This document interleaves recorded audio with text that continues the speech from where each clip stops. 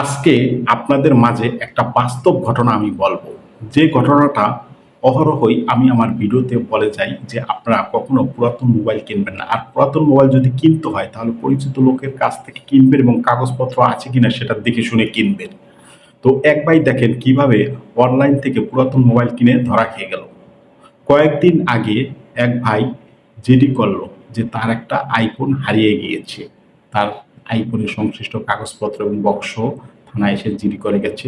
৩-৪ দিনের ভিতরে সেই আইফোনের সন্ধানটা পাওয়া গেছে। যার কাছে এই আইফোনটা তাকে থানায় ডাকা হয়েছে। তিনি থানায় আসলো একটা বক্স নিয়ে।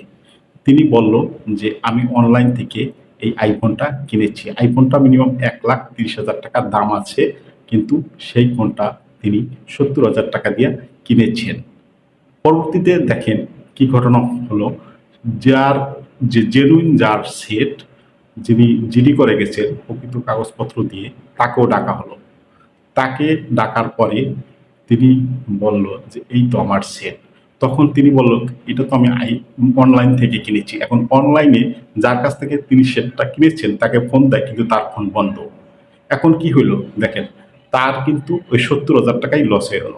এখন এই সেটটার যে প্রকৃত মালিক তাকে কিন্তু সেটটা ফেরত দেওয়া লাগতেছে। এক্ষেত্রে কিন্তু আমি বারবার বলি যে আপনারা অবশ্যই যদি পুরাতন সেট কেনেন, আপনারা দেখে শুনে কাগজপত্র যাচাই বাছাই করে তারপরে কিনবেন। আর নাহলে কিন্তু এই যে এইভাবে হেরে যাবেন, আপনারা এইভাবে কিন্তু ধরা খেয়ে যাবেন, ঠকে যাবেন। দেখেন আপনারা অন আইফোনটা একটা আকর্ষণীয় সেট। হয়তো আপনি লোভে পড়ে দেখবেন যে যে সেটটার দাম ২,০০,০০০ টাকা, ১,২০,০০০, ৩০,০০০ টাকা, সেই সেটটা আপনি ৫০,০০০ টাকায় কিনবেন। দেখেন এই ৫০,০০০ টাকাই আপনার জলে যাবে। এই জন্য বলবো ভাই, অবশ্যই আপনি অনলাইন থেকে কেনেন বা যেখান থেকেই কেনেন, কাগজপত্র দেখে শুনে তারপর কিনবেন।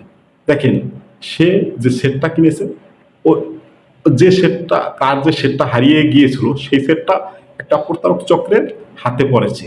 প্রতারক চক্রের হাতে পড়ার পরে সে একটা বক্স বানিয়ে দেখেন এই সেটটা অনলাইনে অ্যাডভাইস দিয়ে সেটটা কিন্তু বিক্রি করে দিয়েছে।